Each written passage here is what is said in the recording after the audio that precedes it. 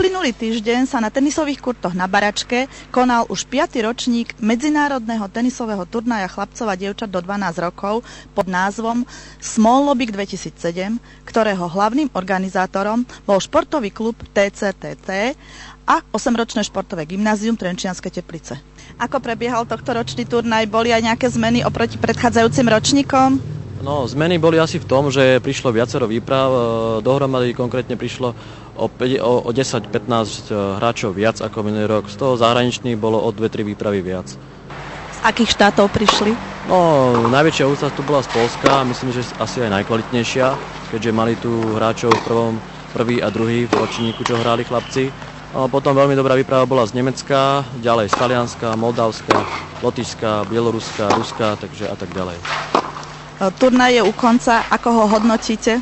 No, myslím si, že vzhľadom, že minulé roky sme mali väčšinou škaredé počasie, tak by som povedal, že tento rok to celkom dobre vyšlo, aj keď na začiatku prvé 2 dni trošku pršalo, ale našťastie pršalo len v noci, tak sa dalo hrať a uplynulo to veľmi dobre podľa mňa. Boli aj nejaké organizačné nedostatky? Myslím, že nie. Určite bolo lepšie ako minulé bolo trošku častejšie, hlavne kvôli tomu počasiu, boli dosť ťažnosti, ale tento rok to bolo všetko v priebehu normálne celkom v poriadku. Chcete usporiadať aj ďalší ročník?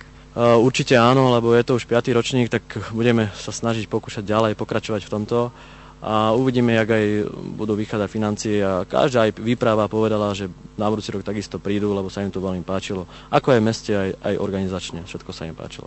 A tu sú výsledky medzinárodného tenisového turnaja Small Lobbyk 2007.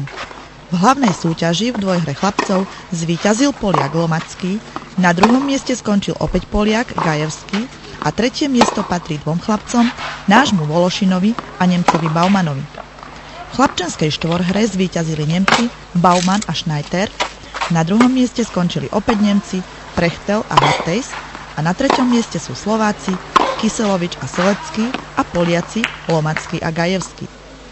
V dievčenskej štvorhre zvíťazili Slovenky Jablonovská a Barilová, druhé boli naše Frišová a Sorgerová a tretie boli tiež Slovenky Vajdová a Birmanová a Talianky Paolini a Pieri. V hlavnej súťaži v dvojhre dievčat, kde ceny odovzdával primátor nášho mesta dr. Štefan Škultéty, na prvých 3 miestach skončili slovenské dievčatá. Prvá bola Kotelešová, druhá Sorgerová a 3. miesto patrí Vajdovej a Frišovej.